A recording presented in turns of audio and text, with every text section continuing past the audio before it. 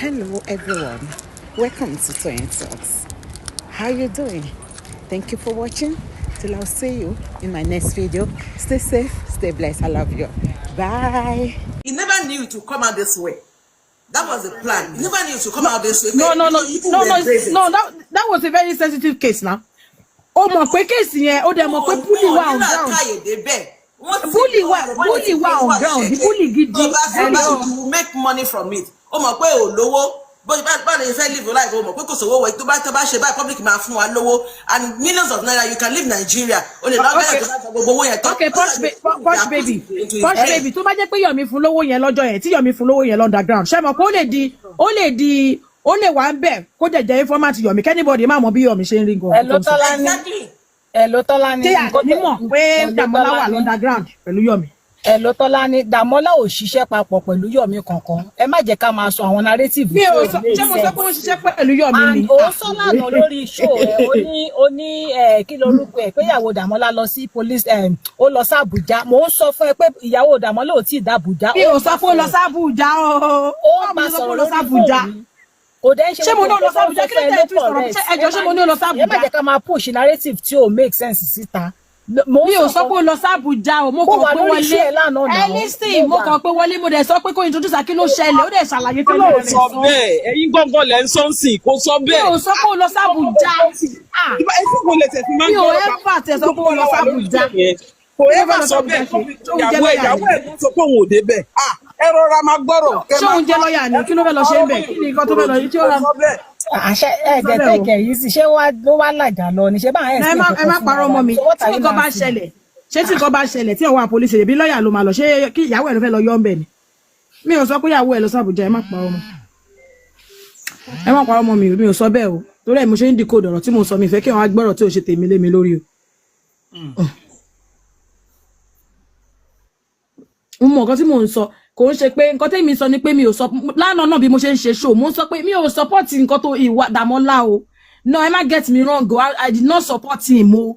Torí gba ilẹ̀ máa ní Tọ́lání ṣe ló ń support ìwà tó mi ò support ẹ̀ mo mọ̀ nǹkan tí mò ń sọ. Nítorí ẹ̀ mo ṣe ń sọ ní àná mo ń sọ every time pé mi ò support ìwà Damola o. But because ẹ bá ṣe show tán ẹ máa ní Tọ́lání ló ràn lọ, Tọ́lání ló ní kó lọ ṣe nǹkan yẹn, Tọ́lání kó lọ bá Yomi. Tọ́lání kó lọ bá Yomi, mi ò fẹ́ wàhálà. Damola máa pẹ́ bẹ̀ nìyẹn tó bá jẹ́ pé nǹkan tó wá fa ayé ẹ̀ ṣe nìyẹn kó pẹ́ bẹ̀. Because ẹ mọ̀ nǹkan tó bá jẹ́ pé nǹkan tí mo sọ lórí show mi lánàá mo ní tó bá jẹ́ pé kéèsì yóò ṣe clear case tí nọ́ọ̀sì wà involve ni bí ó ṣe lọ sọ tó ṣe lọ involve Wunmi àtàdúrà wọ́n máa get wọn arrested ni because ó lọ implicate wọn ni let's get ìwà yẹn ò dá okay ó tún dé police station tó ó tún parọ́ pé wọ́n kọ́ ọ̀tìgbà tí wọ́n náà ṣe fún forensic tí wọ́n gbé proof jáde tí ọwọ́ ẹ bọ́ lọ́sùn tó lè clear àdúrà at the end of the day ó jẹ́ káwọn èèyàn ń fáwọn èèyàn ní impression bẹ́ẹ̀ nípa àdúrà ní nǹkan tó pa bọ̀bọ̀ ó ń support Wunmi blindly no ó ń fáwọn èèyàn ní impression bẹ́ẹ̀ ni pé àdúrà ò fẹ́ expose Wunmi ni ó mọ kú tó pẹ̀ gbọ́n ẹ̀ ó ń cover Wunmi no. ó ní fídíò tí wọ́n fi la orí fídíò yẹn ó ní wọ́n fi la orí Mohbad mọ́lẹ̀. Báwo ló ṣe máa ṣerú ẹ̀? Báwo ló ṣe pẹ̀lú gbogbo búlì tó wà ta ó gbọ́ ò lè mọ̀ pé ẹ jẹ́ kí n sọ fún yín Damola ò lè sọ fún yín pé òun ò mọ̀ pé kí ni ẹ máa di wàhálà because ó mọ bí ara ṣe ń kan gbogbo public in that time you can't be doing that. Ó kàn jẹ́ ìkà ni ó jẹ́ ìkà ó lè. Bàbá yẹn ti fọwọ́ promise pé tó bá sọ báyìí màá ṣe nǹkan báyìí fún màá ṣe nǹkan fún fine Yomi desperate to that level that Yomi is a desperate guy to that level. Ẹni tó ń sọ̀rọ̀ yá ní àgbà. Ó ti promise ẹ̀ ní lot. Nǹkan tí mò ń sọ ni ẹ rí pé nǹkan tí mo sọ lẹ́ẹ̀kan ni pé bẹ́ẹ̀ mi ṣe rí o. Ó ti promise Yomi gan ò ní fẹ́ kó ọmọ yẹn sọ̀rọ̀ ní public pé èmi àti ẹ̀la ní case èmi mo lè yọ ẹ́ kúrò nù wàhálà yìí so nǹkan tí mo bá fẹ́ kó ṣe ni kó máa ṣe. Before he was arrested again kò ṣe wá sọ̀rọ̀ ní public bí kí lorúkọ bí prime ṣe ń sọ̀rọ̀ òun náà ṣe pamọ́ síta. Yomi gan ò fẹ́ kó sọ̀rọ̀ Yomi gan ò ní fẹ́ kó sọ̀rọ̀. Yomi ń pamọ́ òun o nǹkan báyìí ló ṣẹlẹ̀ nígbà tó kọ́kọ́ mú òun o ó ṣe keep quiet tí ò bá ní Yomi ó ṣe keep quiet.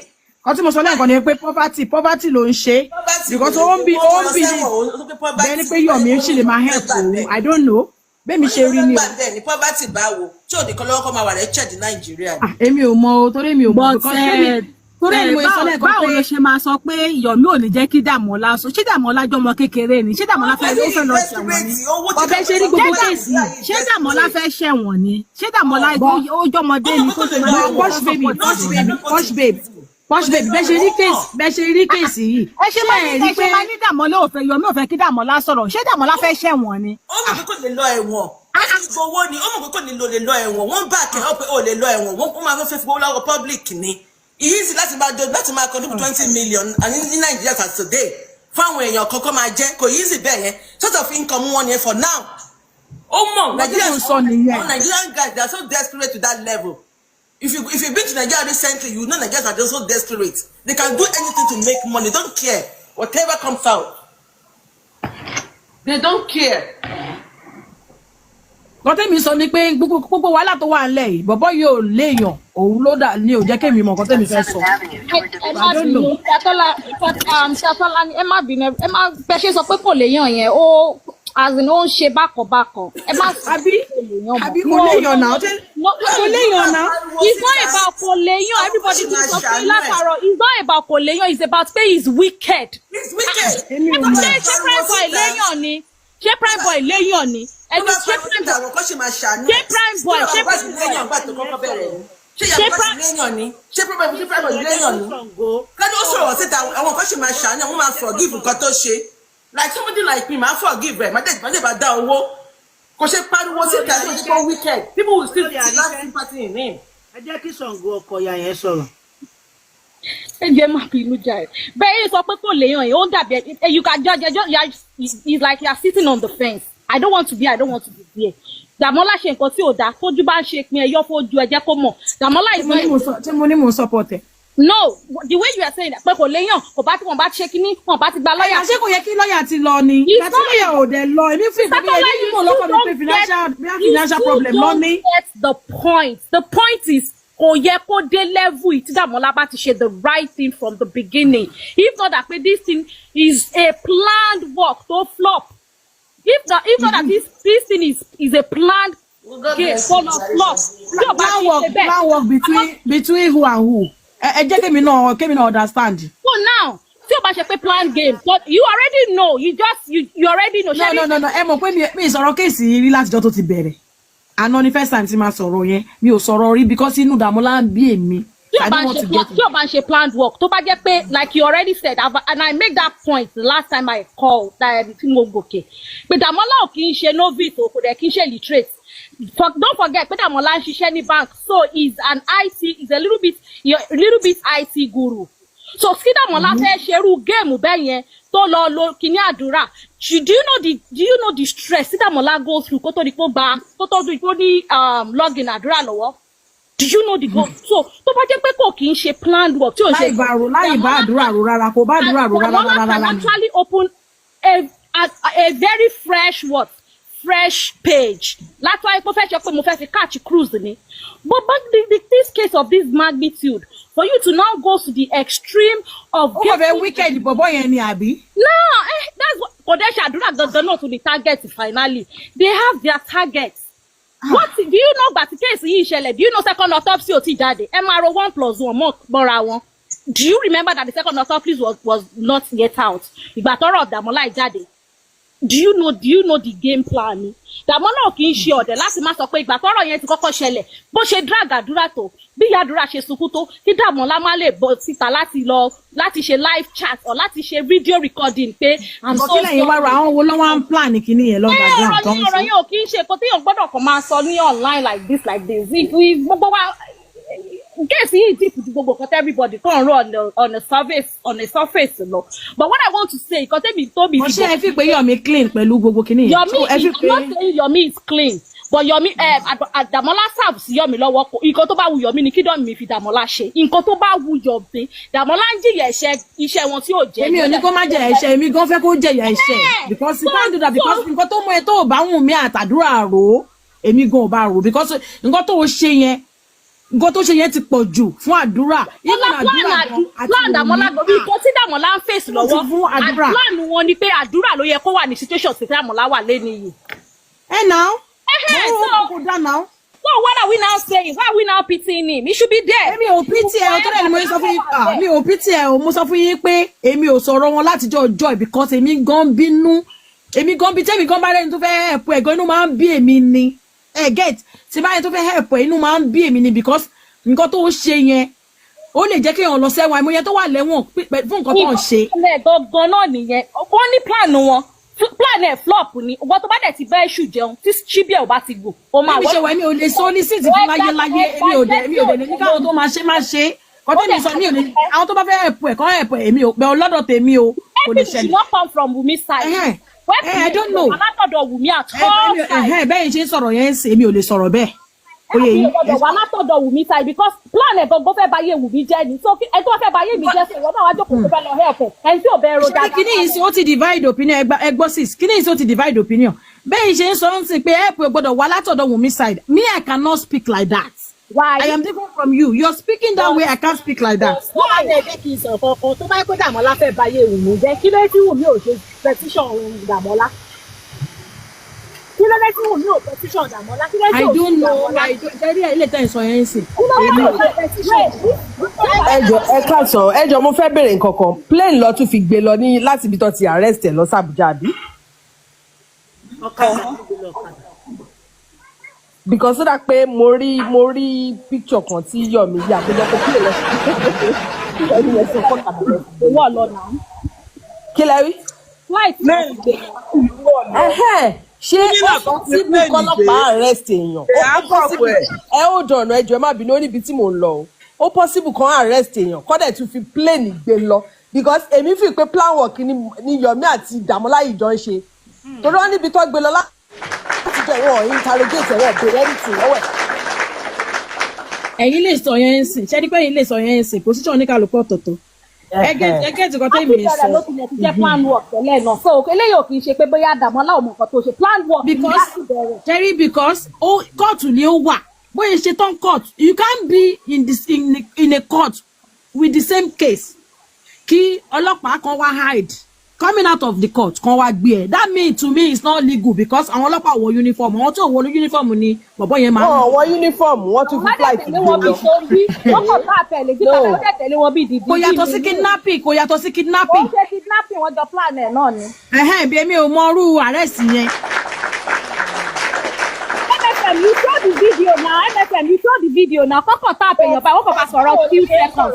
ṣé gbogbo àwọn ọlọ́pàá tó máa arrest Naija ló ń wọṣọ ni gbogbo wọn kọ́ náà máa ń wọṣọ náà ṣe bí Naija gbogbo àwọn náà ti kúrò. bọ̀ ṣé ó possible kéèyàn wà ní kóòtù fún the same case kẹ lọ sí case kan. bọ̀ ṣé kò ṣe kó tó gbé wọn wá máa gba yín mú.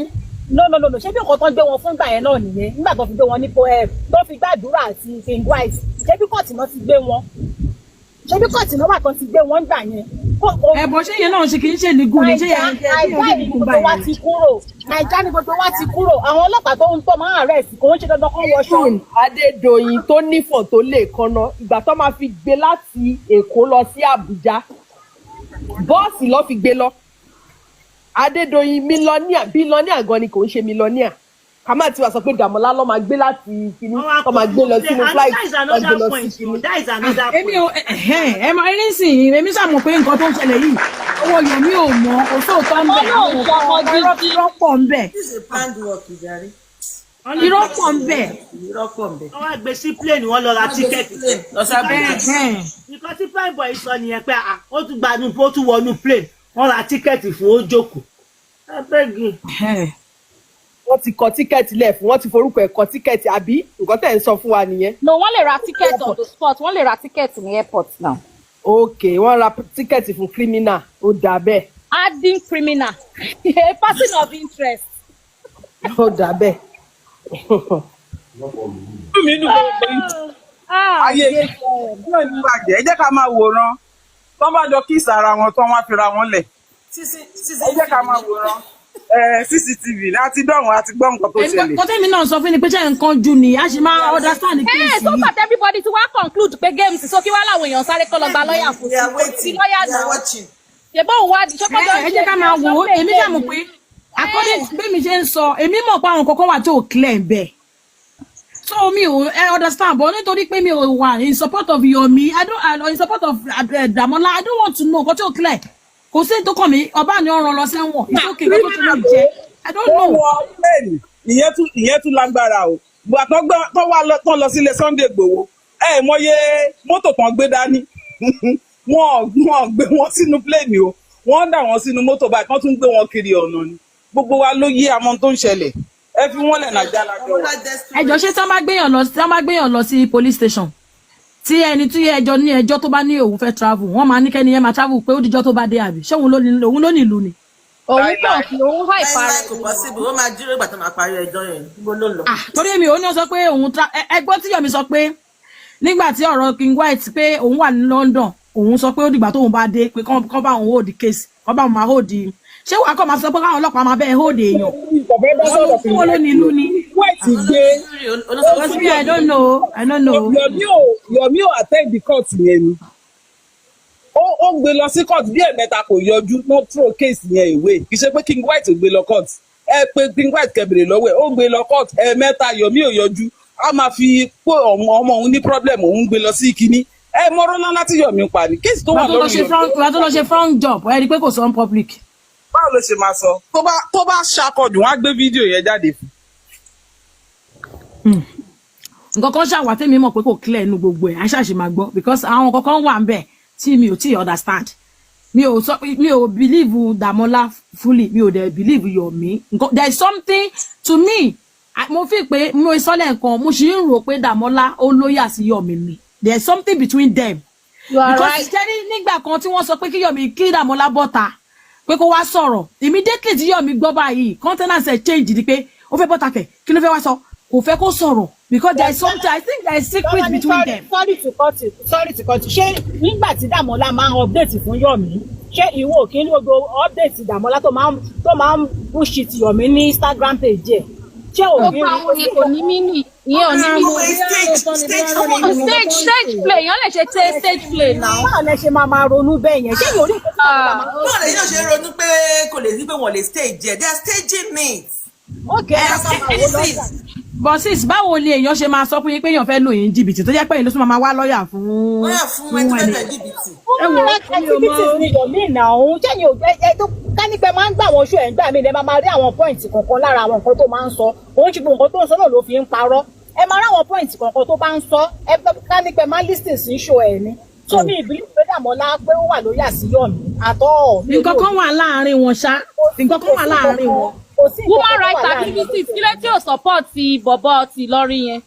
irọ́ ló ń pa kò sí woman rights ẹ̀wọ̀n ní Yomi tẹ̀lé woman rights tẹ̀ ń sọ irọ́ ní gbogbo fake kí ló tí ò help ti bọ̀bọ̀ Ìlọrin tó Adétúnjì or what is it called kí ló tó jẹ́ pé eléyìí nìkan ló ń support. irọ́ ló ń pa sẹ́ẹ̀ báwo ló ṣe irọ́ ló ń pa irọ́ ló ń pa. ọ̀kan ló tún ti sáǹsì woman kan ló tún ti go viral lórí Instagram tó ní step dad kan rape ọmọ òun or something gbogbo àwọn bíi tá a ti ní ìdí ẹ̀ nìyẹn kó lọ ṣe activism ẹ̀ náà. tí ó bá ti rówó ń bẹ̀ tí ó bá ti ní rówó kò ní ṣe owó nìkan. by law wọn lè arrest èèyàn within 24 hours kọ́ máa interrogate ẹ̀ kọ́ dẹ̀ má fi sílẹ̀ tí ò bá lẹ́sẹ̀ nínú kí ló dé tọ́yìn mú bọ̀bọ̀ yẹn síbẹ̀ látọjọ́ Monday wọn dé béèrè anything lọ́wọ́ ẹ̀ ìyàwó ẹ̀ sọ lánàá àwọn fámìlì Damola náà lè jáde kó ṣe fídíò kó sunkún sí online wọ́n ṣe ọdún kiri they are not ready. bọ́ tó bá mú yín sí police station tí lọ́ọ̀yà yóò bá ti wà kí ló máa ń ṣẹlẹ̀. even tí lọ́ọ̀yà yóò bá wá wọ́n máa béèrè question lọ́wọ́ ẹ̀ wọ́n máa ní lọ́ọ̀yà tó máa pè fún ẹ. Government lawyer wà now government the premises of police station don't arrest ẹ wá fi ilẹ̀ látọjọ́ Monday ìwé jẹ́ ká ronú náà wá gbogbo wa ò lè sùn ká kọrí sí ìtàn náà. ẹ jẹ́ kó ti gbálẹ̀ bọ́ Damola lórí oko máa jẹ́wọ́. nǹkan tó jọ ń ṣe wọ́n jọ máa tó àṣírí ara wọn. látọjọ́ Monday. nǹkan kan wà láàárín wọn. mọ́mí Damola sọ fún ìyá àdúrà pé Damola máa bọ́ síta ń sìn ó máa bọ́ síta ó máa sọ pé òun lòún ṣe Damola ò bọ́ síta. public ni mí èmi ò ní interest tí Damola bá bọ́ta máa gbé. ẹ wo bí ìyá àdúrà ṣe sunkún bọ́ síta lọ́jọ́ tó gbàdúrà kí Damola má lè jáde ṣe fídíò gbà yẹn tó wà lórí Instagram tó ń ṣe rọ́bìṣì bẹ́ẹ̀ kó má lè jáde sórí Instagram láti sọ pé I'm so sorry o this is what happened o mo kàn ṣeré ni o kíníkan kí ló tètè ẹ wá ní kò mọ nǹkan tó ń ṣe wọ́n bá wá lọ́ọ̀yà àbí ò ní kú. èmi ò mọ̀ kankan ń pa èmi náà kàn ń wo ìbẹ̀ ṣe ń wo iná wọ́n ń play wa ni jọ wọ́n ń play wa ni èmi ó dá mi lójú gidi pé wọ́n ń play wa ni wọ́n ò lè mọ ọmọ yẹn síbẹ̀ yẹn látọjọ́ Monday sẹ́ẹ̀ kọ́ má ti question ẹ̀. the game tó fẹ́ gbá gangan anyway. ẹ dúró tó bá tiẹ̀ wá lọ sí sẹ́ẹ̀lì nǹkan yá kò tiẹ̀ sí sẹ́ẹ̀lì tí tá à ń sọ pé wà sẹ́ẹ̀lì báà láyé. àti tó láti wáyà wọn máa kóòtù nǹkan tẹ̀ ń sọ. ẹ jọ èmi kọ́ mo sọ MFM ni o èmi kọ́ mo sọ bẹ́ẹ̀ o. wọ́n ló wà lájàlẹ̀ ó lè má sí sẹ́ẹ̀lì kankan. irọ́ pọ̀ nínú kéèsì èmi I don't know irọ́ pọ̀ nínú kéèsì yẹn jàre. àwọn tó ń bára wọn dé very soon. kúrẹ́ mo ní pé ṣe nǹkan jù ni ẹ ṣe máa gbọ́ gbogbo ẹ̀yọ́ mi náà clean ó ní nǹkan tọ́jọ́ ń ṣe ó ní nǹkan tọ́jọ́ ń plan. ní Nàìjíríà làwọn. àwọn tó wà public ẹ má dáwó fún Yomi kẹ́yìn náà lè mọ òótọ́. ẹ fi wọ́n lẹ́yìn náà nígbà tí òṣèwò yẹn lọ́ máa ní pé ó ń ka yín lára. ẹ má dáwó wọn parọ́ fún yín ń lò yín ni mẹ́ta tí wọ́n fi ń ṣeré. ìfọwọ́ wọn ni is it not their money ṣé wọ́n gbowó lọ́wọ́ yín. ẹ jọ gbọ́ tó tẹ̀ wá ń ṣẹlẹ̀ yìí sí ọba àti ẹwà rán Yomi lọ sẹ́wọ̀n báwo ló ṣe help justice for Mohbad torí justice for Mohbad làwọn á ṣe justice for Mohbad yẹn gangan kí ni Yomi ní ṣe kí ni Dàmọ́lá ní ṣe pẹ̀lú justice for Mohbad. so kí ló fi sọ fóun gbé ti Dàmọ́lá kí ni Yomi fi gbé Dàmọ́lá is it not justice for Mohbad.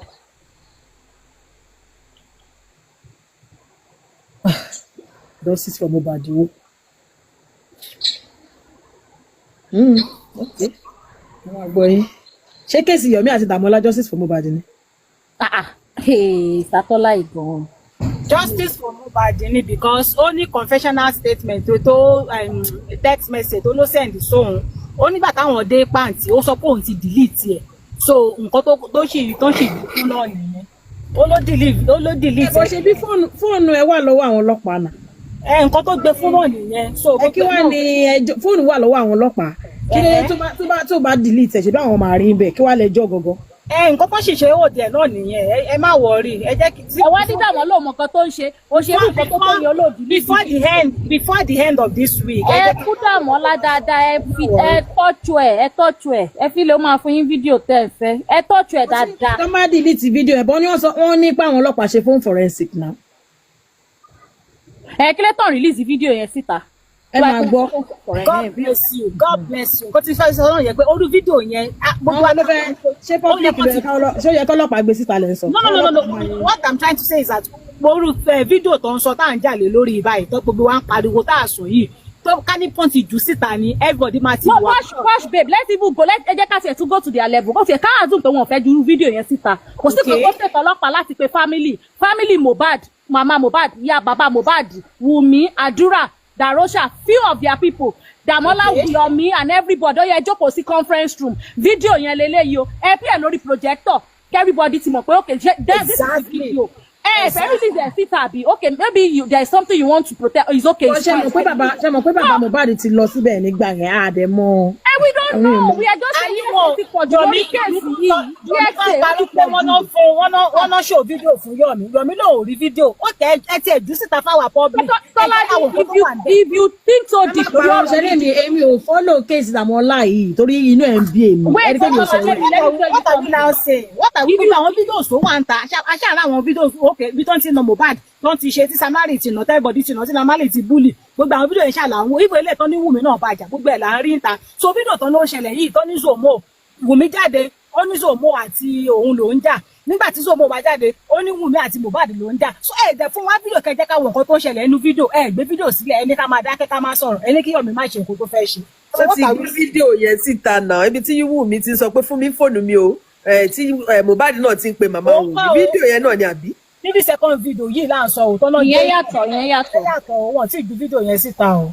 bọ́ ẹ tiẹ̀ dúró ṣebí ẹni pé ó ní pé òun níbi tí wọ́n ti mo níbi tí wọ́n tí Wùmí ti ẹ̀gbọ́n mi tó ti la orí mọ́ gírí bọ́ gbogbo autopsy sọ pé wọ́n la orí ẹ̀ mọ́ gírí náà. police okay take it serious. Do you now hear what I said pé àdúrà inú tó yẹ kó inú yín máa dùn especially Wùmí fan ni pé second autopsy yẹn ṣé mo pé pẹ̀lú play game yẹn second autopsy ò tí ì jáde ṣá mọ nǹkan tí Dàmọ́lá fẹ́ ṣe fáwọn pípù yìí. tí ó bá ṣe nítorí ẹ̀ làwọn ọlọ́pàá ò ṣe take it serious pé okay ó ní pé orí ibi tó ti la orí mọ́ gírí wọ́n ti ṣe autopsy wọ́n ti ṣe toxicology kò sí ibi tí Mohbad ti la orí mọ́ gírí bẹ́ẹ̀ so there is no point now. bóyá torí ẹ̀ làwọn ọlọ́pàá ò ṣe take it serious I don't know because. ẹ̀tọ́ kò la orí mọ́ gírí kí ló wá lóde tó fi hàn Dàmọ́lá. ọlá ni bóyá kó bá wa sọ fún wọn kó bá wa release fídíò yẹn kán jẹ́ ká wo nǹkan tó wà. but definitely 100% Mohbad ò la orí mọ́ gírí so there is no point now. Of course. So that means pé fídíò yẹn wà relevant. Ó di eyín. Tí ó bá wà relevant ẹsẹ̀ jẹ́ kó jù síta ká tiẹ̀ wo nǹkan tó wà ńbẹ̀. Ó ní láti jù síta kí àwọn ọlọ́pàá ti rí wọ́n ti rí pé kò wà relevant náà ni wọ́n ṣe tò sí kankan náà. Ẹ máa wà okay. Àwọn ọlọ́pàá ti rí náà wọ́n ti rí pé kò wà relevant because àdúrà sọ pé fídíò yẹn ti pẹ́. Wọ́n ní fídíò yẹn ti pẹ́. Definitely Mohbad ò la orí mọ́ gírí. So there's no point tá máa fi máa sọ pé wọ́n tó bá pé wọ́n ti pé autopsy ni wọ́n la orí mọ́ gírí sí à. Ìgbà ẹni fídíò yẹn ti máa wà relevant. Gbàtí ò ti la orí mọ́ gírí kí wá ní ẹjọ́ títí wàhálà fídíò. Àbí kí lè understand pé mò ń sọ. But wọ́n ní fídíò yẹn gan 1 year before kò tó kú. Kò la orí mọ́ gírí ó bá jẹ́ 2 months before kò la orí mọ́ gírí náà. So kí wá ní wàhálà autopsy bàbá Mohbad náà sọ pé Mohbad ò la orí mọ́ gírí kí la wá ń wá fídíò tó ti la orí mọ́ gírí fún. Ṣé wọ́n ṣe autopsy ni? Àwọn bàbá náà ṣe autopsy títí wọn tó yá tí gọ́ọ̀mẹ̀ntì bá wọn dé sí àwọn náà dẹ̀ mọ́ result pé kò la orí mọ́ gírí wá. Bọ̀ ẹ dúró ṣe bí àwọn lọ́ọ̀yà bàbá Mohbad lọ síbẹ̀ wọ́n dẹ̀ rí òkú pé kò la orí mọ́ gírí because I don't get it. Pé nǹkan kan wà lára Mohbad wọ́n gun lọ́bẹ̀ wọ́n ṣaládàá yẹn kò sí nǹkan tó jọ yẹn ká kọ́kọ́ zero mind wa náà gbogbo eléyìí fídíò yẹn kò sí nǹkan kan bẹ́ẹ̀ nìyẹn because kò sí pé ó la orí mọ́ gírí ń bẹ̀. I dey tell you gbogbo ìtàwọn èèyàn máa ń sọ pé wọ́n gun lẹ́yìn yẹn irọ́ ni. Bẹ́ẹ̀mi ṣe wáyé ṣe mí ní fídíò Mohbad ibi tó wà bí tó ṣe kú yẹn ó yẹ wà á lẹ̀ mi ò dẹ̀ lè gbé síta èmi dẹ̀ pé kò sí kankan lára ẹ̀ èmi gan ni so kò mi ò kò ṣe gbé síta ni kò dẹ̀ la orí mọ́ gírí èmi mọ̀. nínú ògbé ṣe gbé síta ẹ Google ẹ lórí YouTube ẹ máa rí bẹ́ẹ̀ ibi tó gbé sórí stretchers aláàárọ̀ ọjọ́ kejì yẹn ó wà ń bẹ̀ náà. ìyẹn kọ́ ìmí wà tó clear tí ó wà kò sí nǹkan kan tó ọ̀gùn lọ́bẹ̀ kankan kò sí ibi kankan tó ti forí ẹ̀ mọ́ gírí kò sí ibi kankan tó ti dé bandage mọ́ clear kiri ni kò sí nǹkan kan so ẹ má jẹ́ kí àwọn èèyàn tán yìí. sars tó wà ń díẹ̀ lásán ló wà ní. torí ẹ̀ làwọn ọlọ́pàá ò ṣe take wa serious because nǹkan tá à ń sọ ní public kan ló ń ṣe Mohbad wọn ò la orí ẹ̀ mọ́ anything wọn ò dẹ̀ gún lọ́bẹ̀. ṣẹ́rí gbogbo má bínú jọ ṣó wà Naija nígbà tọ́rọ̀ yẹn ṣẹlẹ̀ ni. èmi ni nurse èmi ni second nurse. ó dà pé ọmọ mọ̀ọ́sì ju gbogbo wa. èmi ni second nurse. Okay, I see. Ẹ kí lẹ́yìn sọ ẹni ṣọ́ wà ń bẹ̀ kò yé wa. Èmi ni second nurse. Ọ̀tọ̀ lọ̀rọ̀ tá à ń sọ ń sìn ọ̀tọ̀ níbi táwọn fi ń gbé wa lọ kò yé wa o. Àníwò à ń bẹ̀ alẹ́ mi ni second nurse sẹ́. Tèmi sọ dàbí second nurse là ń wá kiri láti jẹ́. Ẹ jọ̀ọ́ ẹ ṣàlàyé fún wa báwo lẹ ṣe kí ló tẹ fi béèrè pé ṣọ́ wà ń bẹ̀ torí kò yé. Kò sí nǹkan tó ń jẹ́ gbogbo Mohbad o ẹ jẹ́ kí n sọ pé wọ́n gún Mohbad lọ́bẹ̀ kò lárí mọ́ bí kò sí pákọ̀kọ̀ lára ẹ̀. Fídíò Yomi yẹn tó ń sọ 3 second video kò lè wà relevant nǹkan tó wà oyè yìí content of that kiri pé mo ní fídíò bí tó ti lárí mọ́ gírí kò lárí mọ́ anywhere so wọn lè take it serious. Oyè yìí nǹkan táwọn yẹn tí wọ́n ń bá wọn pò tí wọ́n ń bá Dàmọ́lá pò ní pé impersonate ó dẹ̀ fẹ́ fraud Yomi that's all it's not even about the content of the message. Oyè yìí it's not about the content of the message because the content of that message has nothing to do with Mohbad. Etiquette nǹkan tí mò ń sọ content video message tó send yẹn kò ní kankan ṣe pẹ̀lú Mohbad wọn ò gún Mohbad wọn ò ṣá Mohbad ládàá kò sí nǹkankan kò sí bandage lára ẹ̀ kò sí nǹkankan. Kò ṣe bí nǹkan tó ń sọ fún ẹ ló ń sọ Tọ́lá ní nǹkan tó ń sọ fún ẹ gbogbo wa yìí ní nǹkan tó ń sọ là ń gbọ́ náà. Gbogbo wa la rí bí tó tẹ́ òkú Mohbad sí nígbà tó gbé sórí stretchers kò sí máàkì kankan lára ẹ̀ ẹ jẹ́ ká yé pajá lọ́bọ̀ fúnra wa. Kò sí nǹkankan kì í ṣe nǹkan tó ń sọ fún mi mo ní fídíò òkú Mohbad mo ní ẹ má sọ pé kò ṣe nǹkan tó sọ fún mi kì í ṣe anybody yes ẹ má sọ pé kò ṣe nǹkan tó sọ fún mi kò tí wọ́n mọ̀ mi yàtọ̀ sí nǹkan tẹ́mi mọ̀ má sọ pé nǹkan tó sọ fún mi kò sí kankan lápá Mohbad ẹnì kankan ògún Mohbad ẹnì kankan ṣá Mohbad simple wọn kò sí apá kankan lára Mohbad apá kékeré yẹn nìkan lọ́ọ̀yà ni Mohbad apá ló tó lọ wà lára ẹ̀. Mohbad mọ́ṣúárì ó ní kò sí òun náà ní kò sí kankan lára ẹ̀ gbogbo òótọ́ nìyẹn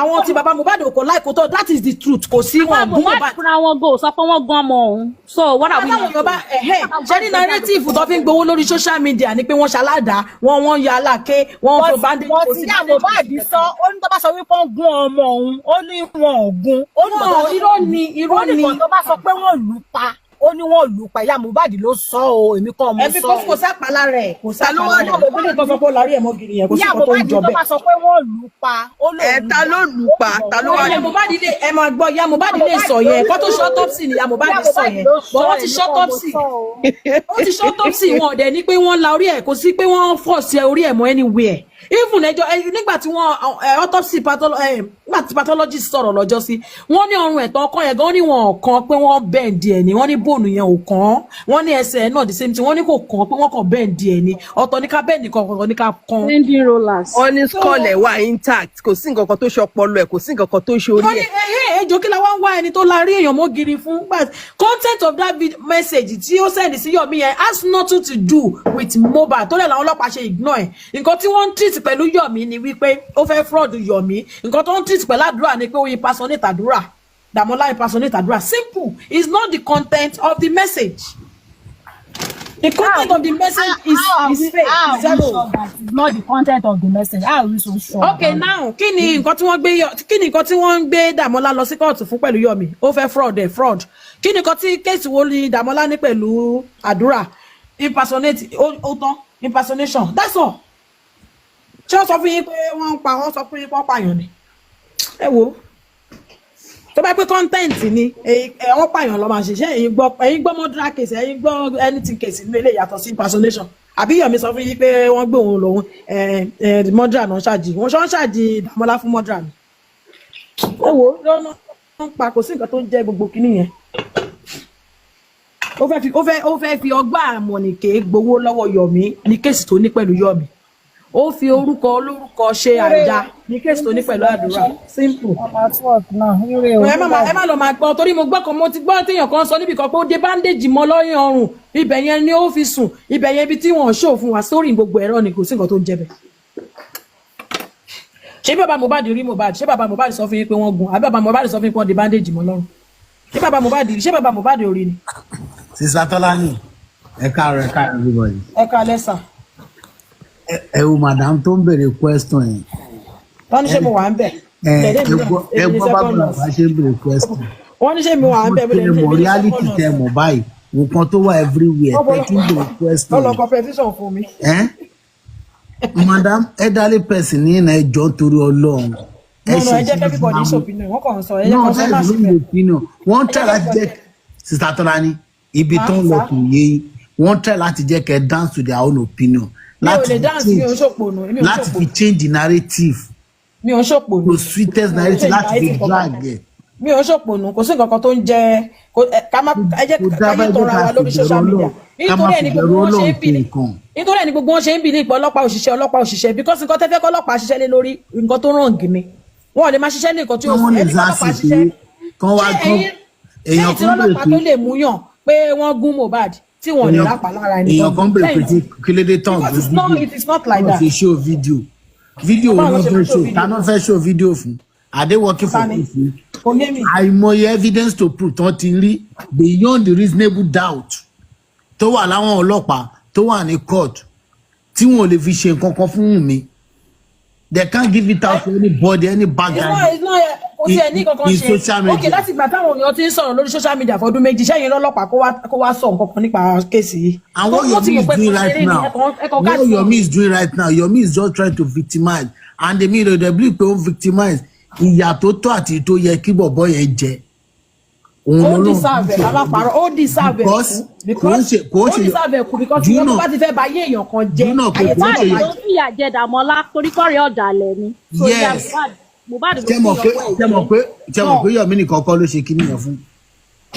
Báwo ló ṣe máa rí báwo ló pẹ̀lú àdúrà búlì tó rí pé wọ́n búlì Wùnmí pẹ̀lú àdúrà tó rí búlì tó rí pé wọ́n búlì gẹ́ ọ̀yẹn ṣó yẹ kó tó wá lọ gbé àdúrà kan bẹ́ẹ̀ yẹn wá. Nígbà tí wọ́n bá ṣe nǹkan ó fẹ́ set ẹ̀ fún another dragging no that's bad.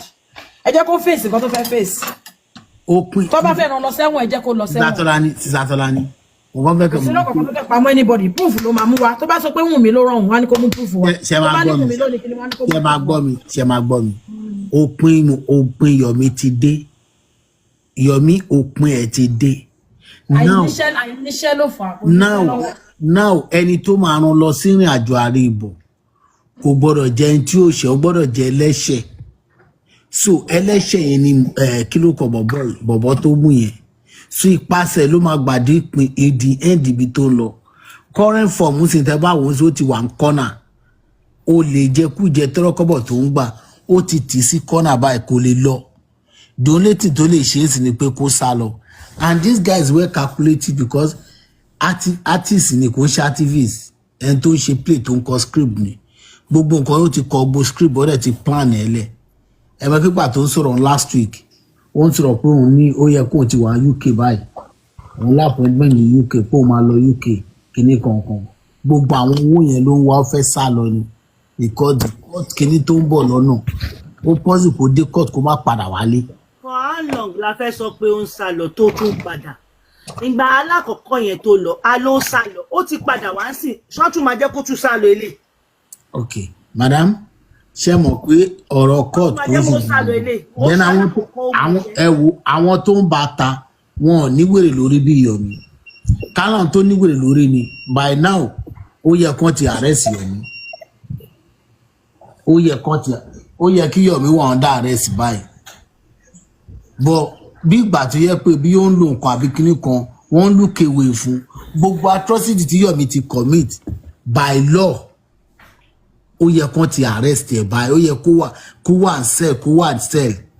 But people are just looking at him. And kò dẹ̀ sí nǹkan mí ni pé àwọn public báyìí náà ń wò tó bá arrest ẹ̀ ń sìn wọ́n máa pariwo torí pé ó rí àṣírí ó rí kinní kan wọ́n fẹ́ shut up ẹ̀ wọ́n fẹ́ ṣe gbá. Ṣé rí kinní ó gba ọpọlọ? He has to go to the end of the corner. Ẹ jọ̀ọ́ ẹ má bínú àwọn public wo nìyẹn ṣáwọn 200 wọ́n ṣe mọ̀ pé ẹ̀yin gbogbo ẹ̀ tẹ̀ wá ń bí ìsìn most of you orí òótọ́ lẹ́wà ṣe rí òótọ́ kò ń tètè ń loud ó máa ń take time ṣe rí rọ ó máa ń lọ gan ṣe rí gbogbo àwọn tó wà ní platform láti paparazzi gbogbo wọn yẹn ìṣọ́ tó máa fi pariwo síta ó kẹ́ ẹ wo gba bàbá Ìjẹ̀ṣà up to you. Tó bá ẹdúró ṣe tó bá mú Yomi tó bá pariwo wọ́n máa release Yomi torí àwọn yẹn sọ̀rọ̀. Àtọ́ bá release ẹ̀ ṣe rí ẹni tí ò mọ̀gbà tán arrest ẹ̀ orúkọ ẹ̀ máa jáde. Ẹ mọ̀ pé gọ́ọ̀mẹ̀ntì ṣiṣẹ́ okay. Who is Yomi? No, ẹ jẹ́ kí freelance ẹ wo gba bàbá Ìjẹ̀ṣà. Ṣé o pé bàbá Ìjẹ̀ṣà ti lọ sìn nobody tó lè bail bàbá Ìjẹ̀ṣà. Bọ̀ ṣe báwọn èèyàn rò bí bàbá Ìjẹ̀ṣà ò lè lọ sẹ̀wọ̀n gbà náà. Bàbá Ìjẹ̀ṣà lọ torí pé ẹ̀ṣẹ̀ tó ṣẹ̀. Ẹnà pẹ̀lú bí gbogbo àwọn èèyàn tún táwọn èèyàn ṣe pariwo tí Yomi náà ṣe ń kígbe kiri. But orúkọ tó ń dáǹsì orúkọ ẹ ju orúkọ bàbá Ìjẹ̀ṣà lọ tó ń parọ́ mọ́ sí pé wọ́n rán bàbá Ìjẹ̀ṣà lẹ́wọ̀n tí ó bá ṣe pààyàn gan lé fún wọn lè kan náà ni wọ́n lè má lè rìn gbòòrò wọn. Those are the things táwọn èèyàn put in places. You get it? Those are the things táwọn èèyàn put in places. The only person tó tún ní opportunity láti arrest ẹ̀ onímọ̀ tó jáde wá sọ yàmàyàmà yẹn. Kí ló kọ máa tó jáde lé ní máa Oòduà yẹn unto me kò yẹ kó jáde. All he needs to do ó lóun ní àwọn evidence lọ́wọ́. This man has go beyond his bound. Ẹ̀jẹ̀ máa bínú máa wọlé ló jáde sá. Mánu aláṣọ funfun tó máa ń pè yẹn. Taking white. Yeah, kò yẹ kó jáde. Wọ́n sọ̀rọ̀ lẹ́ni ni. I want her for the past 2 hours now. Lórí ọ̀rọ̀ lórí Yomi lórí kíní kó máa hàn lè wá mú you don't need it. Okay, you just need to go and look for money. Ṣẹ́rí kí n sọ fún tí irú King Wise ẹ̀ ń sìn tó bá ní bíi 2 or 3 million lọ́wọ́ báyìí tó bá rẹ́dì láti ná owó wàhálà Yomi ò ní dùn àárọ̀ kò ní sunlé ẹ̀ lálẹ́ yìí. Yomi ò ní sunlé ẹ̀ lálẹ́ yìí Yomi ò lè náwó Yomi kò lè náwó owó tó ń gbà bí ìgbà tó ń gba 100 naira tó ń fún 20 naira ni.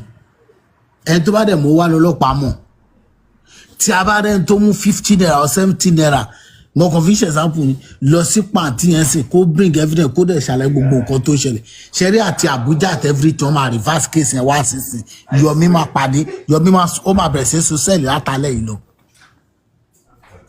Nigeria is about money kò ń ṣe connection owó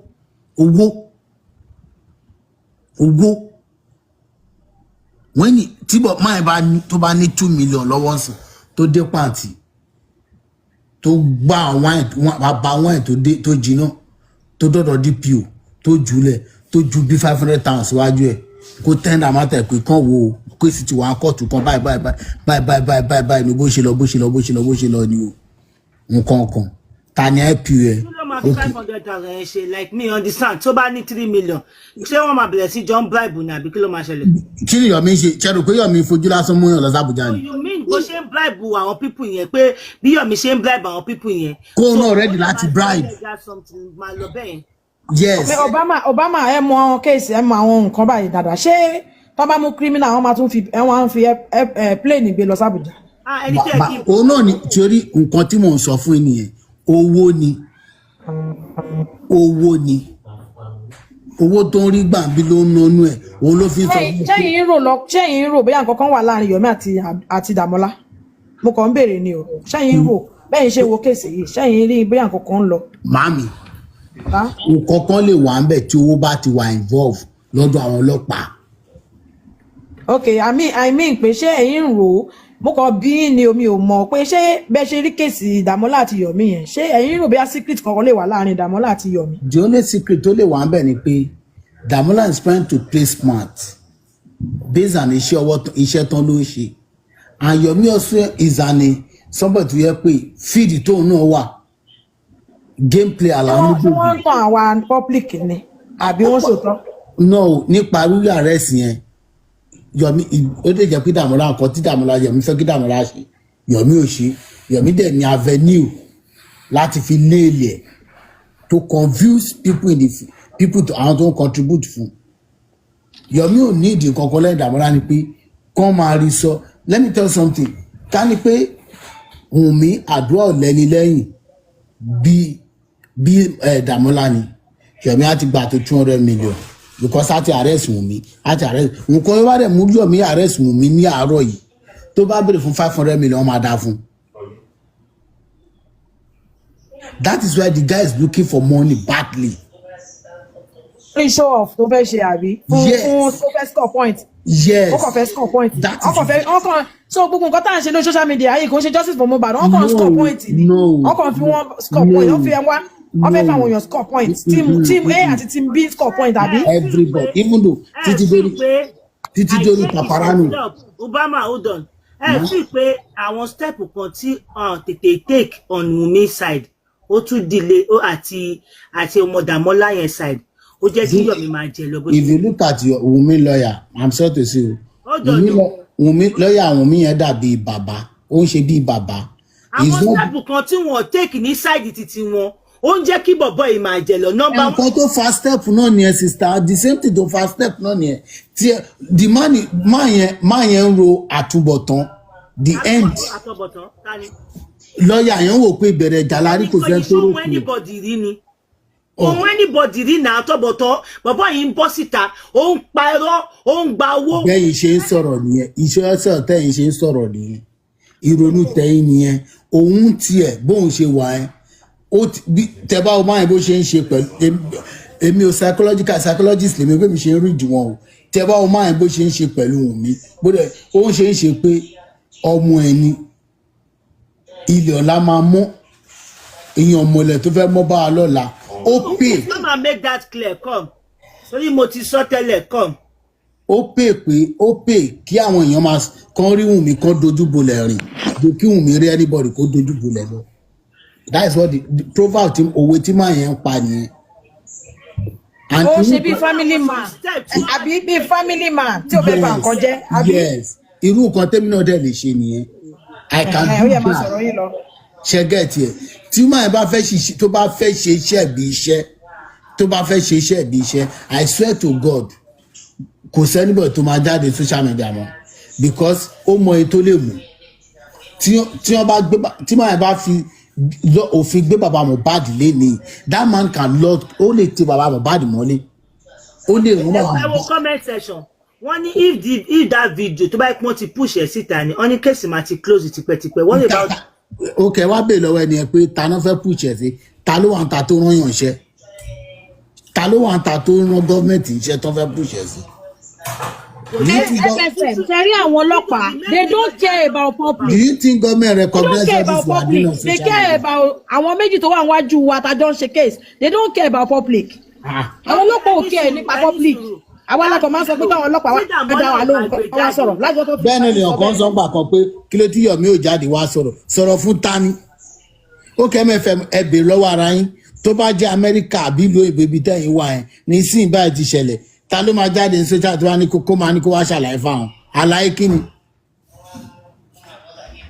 let's be proud with each other. Bẹ́ẹ̀ni náà máa ń sọ bọ́yẹ máa ń sọ pé Wùnmí ó yẹ kó bọ́ síta kó wá gbá wa sọ̀rọ̀. kí ló fẹ́ Wùnmí ò bá grant interview kankan kò sí nǹkan anybody fẹ́ ṣe because kò ń ṣe ẹni tí nǹkan bá nǹkan ẹ̀ṣẹ̀ ń ṣẹlẹ̀ ní àwọn ìlú tá à ń gbé àwọn ọlọ́pàá ló máa address public kì í ṣe àwọn victim àwọn tó wà bereaved ló máa rojọ́ wẹ́wẹ́. If they don't want to talk they don't want to talk.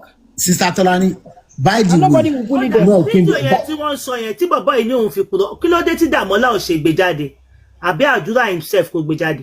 kí ló kan àdúrà pẹ̀lú kí ni ó ti ṣe MFM ẹ máa gbọ́ ẹ jẹ́ sọ. wọ́n ló ti delete ẹ for real wọ́n ló ti delete ẹ for real ó ti delete ẹ. ẹ jẹ́ sọ kan fún ó delete kò delete ẹ ní sùúrù. no kó tó di pọ́lọ́pàá arrest ẹ bó ṣe ti pé wọ́n tó fẹ́ arrest wọ́n ní ó ti delete ẹ bọ̀ wọ́n ó yẹ yín wọ́n tẹ̀lé inú. MFM kò delete ẹ this is what happen ọjọ́ àdúrà ló lọ fọlọ́pàá gbé Dàmọ́lá right àdúrà wà nulẹ̀ ló ń rí message ló ka message ló wò pé bo ni message ti wá òun kọ́ ló ń ṣe lè ló dẹ̀ fi hàn kínní náà fi style lọ gbé Dàmọ́lá. You get my point. Kó tó di pé Yomi gan wá sí station. Now let me now tell you something. Now let me tell you something. Ó dẹ̀ ti dé ó ti dé station. Bàbá ẹ̀ ti dé pàǹtí. Ẹ̀rọ nìkan máa sinmi ni. Wọ́n á tún ti ní irọ́ ni. A tún máa sọ mí. Okay, wo nǹkan tó ń ṣẹlẹ̀ ẹ̀ sìn. Dàmọ́lá ò jẹ́wọ́. Èèyàn kan ṣe fẹ́ ṣe kọ̀ wá sọ social media pé ó ti jẹ́wọ́ ṣe ṣàwò. Mo ṣe kò gbowó. Tí o bá ń ṣe pé ìyàwó ẹ̀ wá ta wá disclaimer ẹ̀ sìn tí o ṣe pé bóyá pé àwọn kan jáde wọ́n disclaimer ẹ̀ sìn ẹ̀ wo bí tó ti lọ sọ̀rọ̀ kí o ṣe gbàgbé kí ló. ìyàwó bá disclaimer ẹ̀ rí kọ́mẹ̀ntì látẹ̀kan wọ́n ní kò ṣe ìyàwó Dàmọ́lá wọ́n ní wọ́n sanwó fóun náà ni. ẹ kí làwọn kílẹ̀ fẹ́ káwọn pípì yìí sọ̀rọ̀. MFM na your wife. báàlẹ̀ MFM ṣe ń ṣe báyìí náà báàlẹ̀ náà ṣe ń ṣe báyìí náà. MFM ìyàwó ẹ̀ ni mo lè sọ fún ìyàwó ẹ̀ ni kò ń ṣe ẹni pé mo ní kó má sọ orúkọ ẹ̀ ni ìyàwó ẹ̀ ni. ok kí n béèrè question kan lọ́wọ́ yín ní bí a kì í má dàgbọ́dẹ̀ lè dárúkọ ẹ̀ àwọn tó ń kọ́mẹ̀tì ní 2 million follow àti fídíò ẹ̀ tó bá sọ láàrin 2 minutes 2 million wọ́n máa kọ́mẹ̀tì ṣe rò pé èèyàn 2 million ló ń kọ́mẹ̀tì ni. There is a group of people tó wà níbi kan tó they are collecting pay Nigeria ti gbọ́ gbogbo nǹkan tẹ́ ẹ̀ sọ yìí lọ. Don't lo 55 account don't do the account. Nàìjíríà ti gbọ́ wọn rí ké mo ti wá parọ́ fún ẹ rí ni. gbogbo bó ṣe wà yín sí àwọn kọ́ máa wá bẹ́ẹ̀ ṣe wà yín sí tí ẹ bá gbé ìyá Mohbad wá àbí tí ẹ bá gbé ìyá Kìnìún tẹ bá sọ̀rọ̀ sí kẹ́ tó sọ tán àwọn kan wà àbí tó máa sọ fún yín pé irọ́ ni kò ń ṣe ìyá ẹ̀. Nǹkan tó ń da Nàìjíríà rúgbò gan that is the problem of this country and we learn this thing for the current president. Kí ló dé tí wọ́n ṣe ti push fídíò yẹn síta. Ta ló fẹ́ push ẹ̀. Dàmọ́lá fúnra rẹ̀. Ọlọ́pàá ti gbà lọ́wọ́ ẹ̀. Ẹni wọ́n delete ẹ̀ ọlọ́pàá gbà lọ́wọ́ ẹ̀. Èmi sọ fún pé wọ́n àti gbà yẹn ni fóònù yẹn ti wà lọ́wọ́ ọlọ́pàá. Èmi sọ fún pé wọ́n delete ẹ̀. The police have collected the phone wọ́n ti gba phone wọ́n dẹ̀ ti pe Yomi wọ́n ti fi phone hàn Yomi ti rí but kò sí tó kan ọlọ́pàá Yomi kan ṣebí the same Yomi náà ló lọ bribe wọn tó fi gbé wọn Yomi kan sí call Nigerian police jókòó pé òun fẹ́ ṣe nǹkan wọn fẹ́ generate for báyìí but àwọn ọ̀dà kan absent àwọn okay go and do it what else of our own share. It's a simple thing you do it when we are at home. Onú receipt yóò ṣì wà lọ́wọ́ mi dọ̀la ṣé mo pé living room mi ló jókòó sí bí 2 something a.m. lóru tẹjọ́ ń sọ̀rọ̀ tó ní kó bù kó check online kó wá hotel yẹn gbà táwọn náà ń wá ocean view hotel kiri. Ẹ má wá fún mi o mọ́mì ẹ ṣe rọra ń ṣe love yín lẹ́yìn yẹn mo mọ̀ pé ṣì máa ṣẹ̀sìn. Àbí kí lẹ ń send full video yín sọmọ fún ṣe bí ghost lẹ gbé wá sórí TikTok. Kí ló dé tẹ ṣe ń send full video yín fún ghost lẹ gbé wá now. Tẹ bá wá fún mi ẹ̀yin tẹ́ ń ṣèdájọ́ wèrè ó fowó ro kó fowó ra kinní kan yẹn gbogbo yín sorry York Mọ́mí Détọ́lá mi ò wá fún mi ò ṣe kinní fún mi ìfà ojú yín mọ́ra o but God bless you. Ìyá nìyẹn mi ò fà fún yín pé kẹ́ like mi o no bẹ́ẹ̀ mo rí àwọn screen record yín bí ọ̀nà méjì mẹ́ta ẹ̀yin tó yẹ kẹ́ ṣe bí sunshine náà lẹ́yìn náà ń pè ní tí n bá mọ̀ gan ni kí n ti wọ DM rú yín ìyá nìyín àwọn tó ń pe Jésù tó ń gbé Bible àwọn nìyá yẹn o ìyá Adétọ́lá tó tiẹ̀ jẹ́ pé wọ́n máa ń ṣẹ̀fẹ̀ wọ́n máa ń sọ̀rọ̀ okó àtòbò wọ́n sì sòótọ́ náà àmọ́ àwọn ìyá ta pè ní ìyá ta lọ bá wọ́n sọ fún mi ní pé tèmi ò bá ti lè lọ bẹ̀ mo tún sọ fún wọn pọ̀ mọ́ yóò bá yẹ sọ̀rọ̀ torí ti tèmi ẹni kò sí tó kàn mí ń bẹ̀ ẹ̀yin tèmi rí as pastor igan for so many years kíyà yín mo ní really Mommy Rich Grace ẹ má wá fún mi o ẹ má jẹ́ n gbórúkọ mi mọ́ lẹ́nu yín àbí tẹ́ bá fẹ́ dárúkọ Grace mi ẹ má là pé Grace báyìí lẹ́ ń dárúkọ torí ẹ wò wá bí a.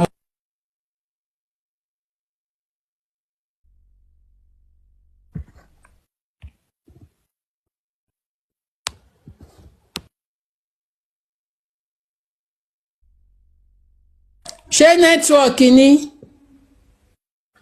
No, mo ti ṣe tán mà.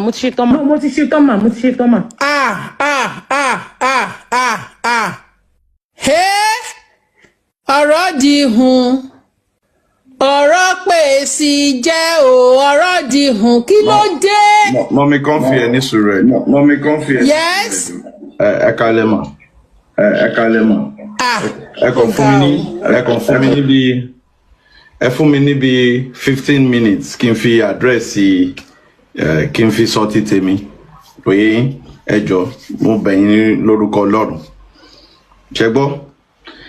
Thank you. At this moment, I would like to bring everybody down so that I can continue. Because I don't want them to say that, let me just, 15 minutes, let me be done. I'm not playing any record. It's still fresh in our brain what was said yesterday. And I'm going to just talk about it. So, thank you, Mommy Comfy, for that.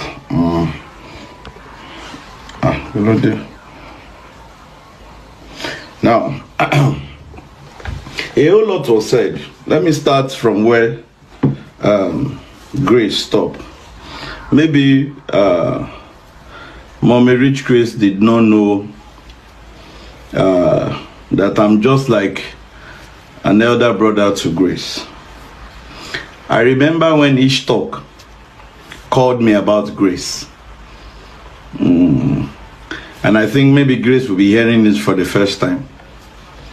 Each talk called me when the going was smooth and said, bro, how far can you come? I said, let me ask about so person. And I was like, oh, really? I know her. She's a good person. Blah, blah, blah, blah, blah. And I asked him, how far, bro? Wait till they saw. I said, I know nothing. And I said, okay. He's a guy, I respect his opinion. If he doesn't want to share it, and we let it slide, you know. But Grace was telling me how the whole journey was going. Now, Yarish Grace, Esola no, any tó bá tí Grace bá jẹ́ àbúrò mi ni pé díẹ̀ lè bá mọ̀. Èmi sọ fún yín ni lè ní wípé tí Grace bá jẹ́ àbúrò mi, Ishtok kò lè gbawọ́ kó ná. Mo fi Ọlọ́run bá búra. No man, I'm still saying it, no man will raise his finger on my younger sister, not to talk of Kolo Yo Bessie. In your buying, when they had this issue, she told me, and I told her, calm down. You know, calm down. I reached out to you, Mommy Rich Grace. I called you the first time when Ish came out and was talking, addressing, and people said he should off the live. I called you. Monica Dasi Roy.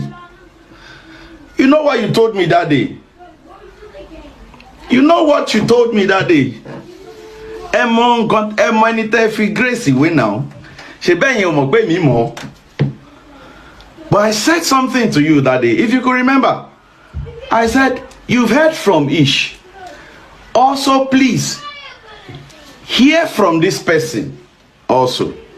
So that, because I feel that bagbalagba ye ko she mama she niye now. You know? And that is what I said. And it's so sad that you are saying, because I like grace, that is why mo fe koya, ikorira, be elegon. I don't understand what you're saying. A right thinking human being, will he act like that? One for your roloing, we can settle any now. When Tony was doing all she was doing, I called you. Money, Tony. Money, she's throwing insults to Yeye. Money, please help talk to her. That the small family we have, Emma Jeko break.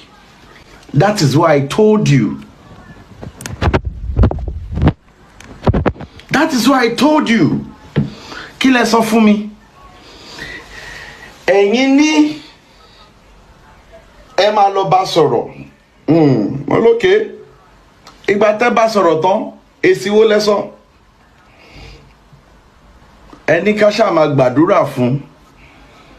At a point in time, when that matter kept on going, I still reach out to you. Mo ní ẹjọ́ ẹ bá wa bá Tóyìn sọ̀rọ̀. That Tóyìn should soft pedal. The way she was throwing sub at Yeye, she was also throwing sub at the critical thinkers. Because everybody knows that Biba non Yeye manwa. So, you know. And I said, Ebawa Pastor, kill us oma. This one will be between me and you and the third person on that call. You said something. And it told you to go for lórí platform, man. And so, only one bar or tell basso. Abimoparomoy, the third person was there. I will not mention that third person's name. But about the jade pe romopa, emi a pe oruko eniyen pe ko wa jeri. All I was looking for was for peace to reign. Was for peace to reign. I did not, even when this lady was telling me that this is what you said to her, that you said if she should go online and go and talk about it, they can never believe her. That each talk is this, each talk is that. What did I tell her? Moniko Boju Pekoma Binu. Monikoma Banyi. I told her not to talk to you again. I was the one that told her not to follow you. And I was being skeptical. Let me drop that one aside. That is not what I came here for. Yesterday you were saying a whole lot about the group York created, how York was doing this, how York was doing that, blah, blah, blah, blah, blah, blah. It's just sad that it came out from you. It shouldn't have been you, because you're somebody that we respect so much. So let me quickly give a clarity to what happened. At a point in time when the critical thinkers wanted to have a meeting with Sanshito, we said we needed to know what is on ground after the inquest, what is the way forward. We were so eager to have a meeting with him. So in that line, quickly, we went on to we had a meeting with critical thinkers, who is going to be a facilitator, who will be on ground. So we now say, okay, Ishtok is a good guy. Let's speak to him whether he can facilitate be only by our law. Then he will put the critical thinkers online. Then we'll be online with them, and we have a meeting, and we can know way forward, going forward, and you know all concerns will be registered. That is what we're thinking. So we engage Ishtok. Ishtok say, yes, no problem. Can't the phone need date, and we look at it. Okay, we spoke with Ishtok. Please send your itinerary. What is the flight? What is the amount? Hotel accommodation. And we check everything. We find out that it will be expensive on our side. We found that it will be expensive on our side to fund Ishtok from where he was down to Lagos. We now said, oh, okay, Mommy Rich Grace can also do it. And I remember we put you on the call. Mommy Rich Grace, oh, blah, blah, blah, blah, blah. And you said, yes, you agreed. And we were all happy. In fact, critical thinkers were saying that, Mommy Rich Grace, oh, if I can't number in, can't worry, we should not be worried. We insisted that a bad girl token ama phone, which we really appreciate your effort. And at the point we said that, oh, spiritual head adura and we were going. We're having this discussion. And I remember vividly, if I've not forgotten, I remember vividly that we were having this discussion about this DNA strategizing, how it will be successful and all that. And there are some people we cannot bring into that group. And we're saying it. We're having serious discussion. And at a point in time, as all I know now, that one group led to 19 groups, blah, blah, blah, blah, blah. Habba. You know what happened? Let me not forget this. The fact that even when we brought VDM on board, Mommy Rich Grace, you advised Baba not to go for that interview after that inquest. Ẹ̀yin lẹ sọ fún wa wípé Baba ma wà emotional. Pé kí Baba ma lọ sọ́dọ̀ VDM after the inquest. And we were like, no, you can't say it. It took us a whole lot to bring VDM to agree on that interview on that day. That Baba, maybe he got a like in here. Torí mi bínú sọ̀rọ̀ lórí phone now. Mo sọ fún yín lórí phone pé oru emotional wo ni Baba wa. Go turn back, come along now. With the inquest just mess everything up like that. And you said no, Kwi Baba pada wa ni Monday. Somebody that doesn't know that is living Lagos. Maybe that is why you don't like me. I don't know why. I don't want anybody to like me. I do what I do and what I believe in. That's it, Bagbeni.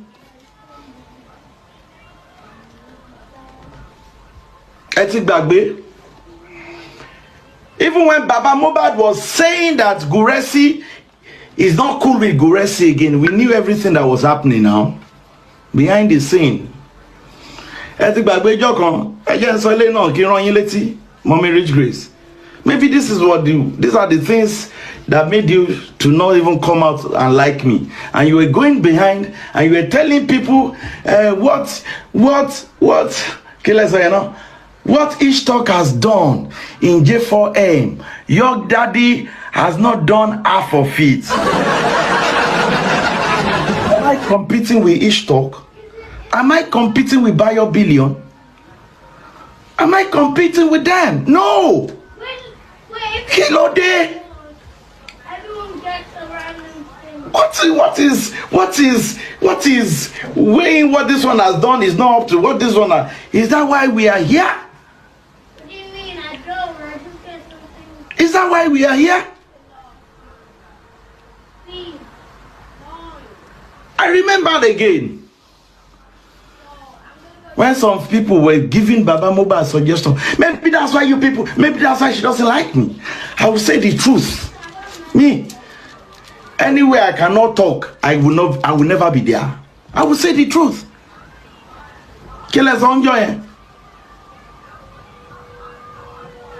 When some people were advising Baba wrongly to go and meet with Naira Marley, to go to Naira Marley's house, What did you say, Mommy Rich Grace? What did Elema tell you one law? I was listening to you. Emma tell you one law. She be getting lonely. The moment I heard that, I was the one that stopped that movement.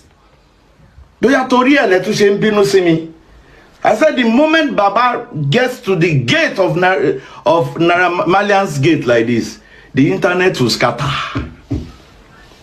I was the one that said no, Baba will not go.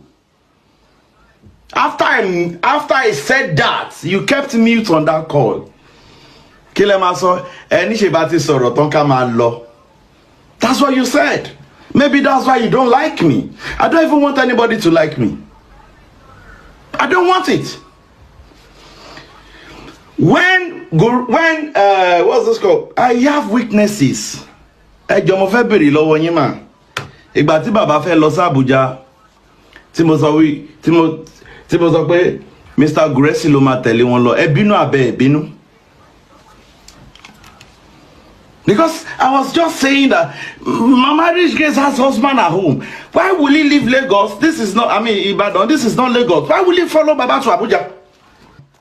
Then, in fact, Mr. Grace Mama tell Baba lo, everybody lo Mama mo. In fact, one FYP, one Queen of Energy kan, one person sọ̀rọ̀ Guresi nbe. Mani to man sọ̀rọ̀ Guresi, ta one Queen of Energy ban sọ̀rọ̀ Guresi. Báwo ló ṣe kàn wá? All just to discredit the man so that you can go. If I've lied, come out and say, Ironi yoki pa. Mi ò dele parọ́ mọ́ yín. Torí àgbàlagbà ni. Mi ò lè parọ́ mọ́ yín, àgbàlagbà ni yín náà. Àgbàlagbà ni. No. The truth is, everything everybody sow, everybody will reap. Everything everybody saw, everybody will reap. You're talking about the signing. You said some people, a man in the group advised that say you can't be a tenant. Abba bẹ̀rù Ọlọ́run ni. Ṣé bó ṣe ṣẹlẹ̀ nìyẹn? Ṣé bó ṣe ṣẹlẹ̀ nìyẹn? When we contacted this group of lawyers, we were in a meeting. You, Mommy Rich Grace, you were the one that gave me the name. You gave me the name of the lawyer to contact. You said, oh, young daddy, contact also lawyer. You've been talking with that lawyer. And I said, we are already on it. So, it's now strange. It's now strange to hear that you are now saying that it is one man that said you cannot sue the people. I was now asking myself, Etik Bagbeni. Baba, I said it again. Baba agreed to sign. Simple. But the day that those lawyers did a press conference, it was God of Justice. Let me say it. Mommy, God of Justice shared that program with you, Mommy Rich Grace. Ìgbà tó ń béèrè lọ́wọ́ yín. Mommy Rich Grace. Ìgbà tó ń béèrè lọ́wọ́ yín pé ṣé wọ́n share life Young Daddy sí yín ẹni rárá. Is that not what you said? But the woman shared the life with you.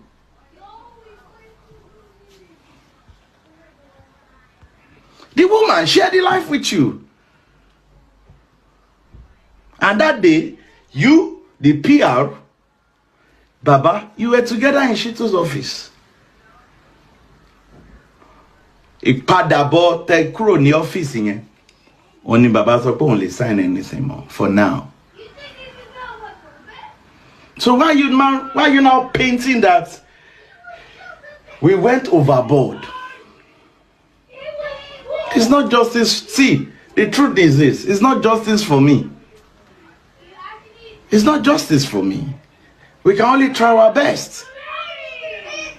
We can only try our best. There are some things I don't want to say. More regarding there.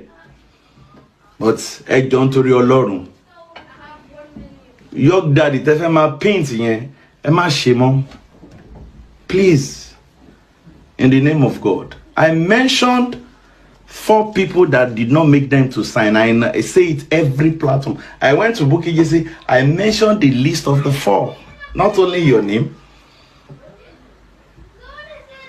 not only your name. Ìgbà tí Mommy Comfy pè yín, ṣé bẹ́ẹ̀ yín record Mommy Comfy lẹ́ẹ̀ṣe sọ̀rọ̀ tá a ṣe gbọ́ side tí yín. Ẹ record Mommy Comfy now. Tẹ́ tún padà play. Comfy was asking you pé bye. Ẹni nǹkan tí Erelu sọ ni kí critical thinkers tán bá ti lè ṣe. What Erelu was saying then, she was not saying that they should remove some names. So, it's just sad.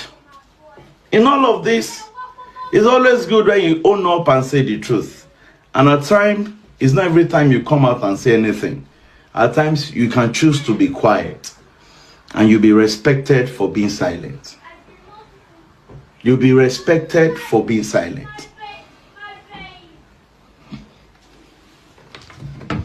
I didn't even know this so much, blah, blah, blah.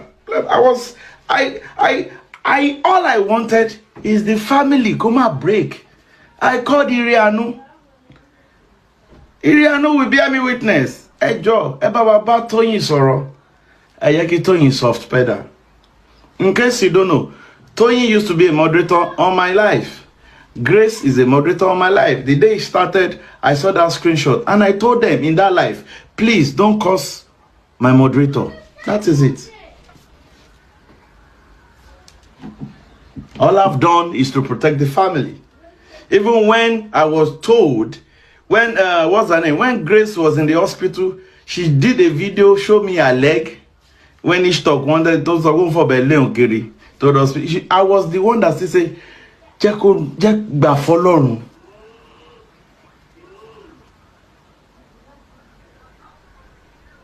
I told